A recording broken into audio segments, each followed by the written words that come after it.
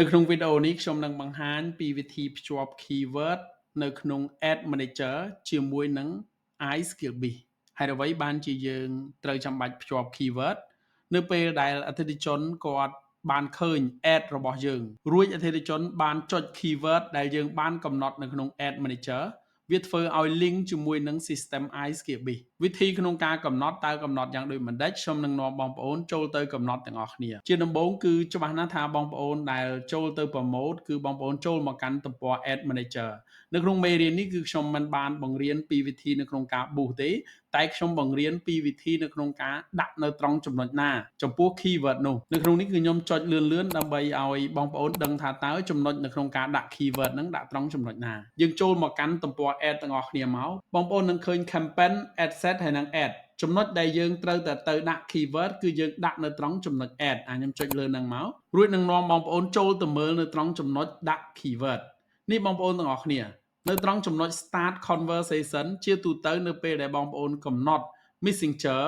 វានឹង load ត្រង់ចំណុច start conversation ដែលយើងនឹងមានការសួរសំណួរទៅកាន់អតិថិជនអញ្ចឹងខ្ញុំចុចនៅត្រង់ចំណុច edit នេះមកបងប្អូននឹងឃើញ load ទំព័រ message ហើយ message នៅត្រង់ចំណុចនេះគឺ message ជាសំណួរដែលយើងសួរអតិថិជននៅពេលដែលអតិថិជនចុចមកកាន់ ad របស់យើងមែនទេខ្ញុំឧទាហរណ៍ថាខ្ញុំលក់ប្រព័ន្ធ iSkillBiz ខ្ញុំអាចជាសួរសំណួរថាតើបងចាប់អារម្មណ៍ប្រើប្រព័ន្ធ iSkillBiz មែនដែរឬទេ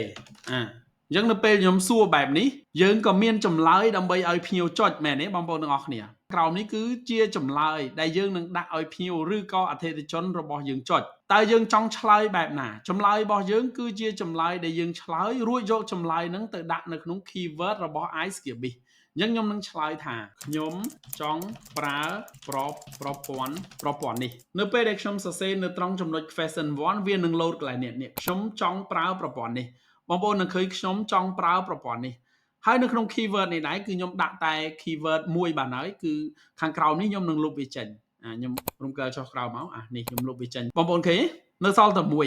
យើងត្រូវយក keyword ដែលយើងបានបង្កើតនៅត្រង់ចំណុចនេះយកទៅដាក់នៅក្នុង iSkillBiz នៅពេលដែលអតិថិជនចុចលើពាក្យថាខ្ញុំចង់ប្រើប្រព័ន្ធនេះវានឹងភ្ជាប់ keyword នេះទៅកាន់ប្រព័ន្ធ iSkillBiz របស់យើងអញ្ចឹងនៅត្រង់ចំណុចនេះគឺខ្ញុំបានកំណត់រួចរាល់ហើយរួចទៅខ្ញុំចូលទៅកាន់ប្រព័ន្ធ iSkillBiz ចុចទៅកាន់ iSkillBiz មកបន្តមកទៀតនេះបងប្អូនចុចនៅលើពាក្យថា Bot Manager ណាចុចនៅលើពាក្យថា Bot Manager ចុចនៅលើនឹងមកហើយនៅក្នុង Bot Manager នេះដែរគឺខ្ញុំបានកំណត់នៅក្នុងការ boost របស់ខ្ញុំរួចរាល់ហើយខ្ញុំនឹងនាំបងប្អូនចូលទៅមើលនេះនៅត្រង់ចំណុច Ad Manager ចុចលើពាក្យថា Edit នេះមកចុចមកពឹប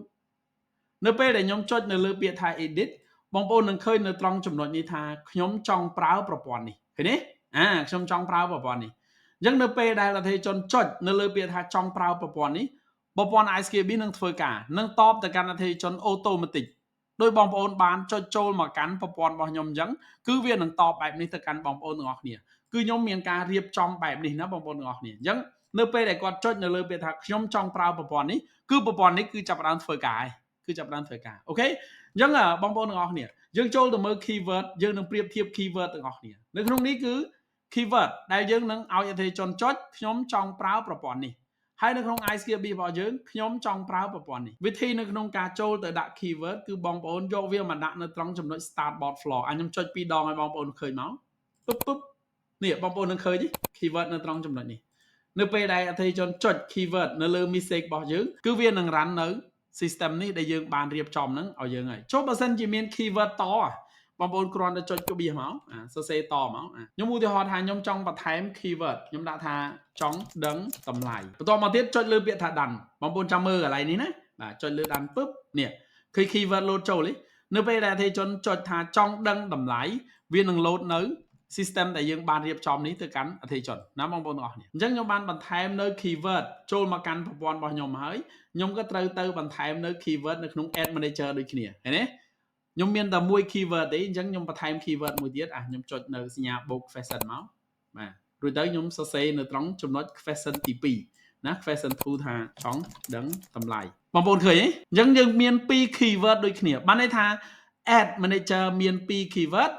នៅក្នុង system របស់យើងក៏មាន2 keyword ដូចគ្នាអញ្ចឹងនេះហើយគឺជាវិធីនៅក្នុងការភ្ជាប់នៅ keyword Ad Manager ចូលមកកាន់ system របស់យើង នៅពេលដែលអតិថិជនគ្រាន់តែចុចនៅលើ keyword នេះ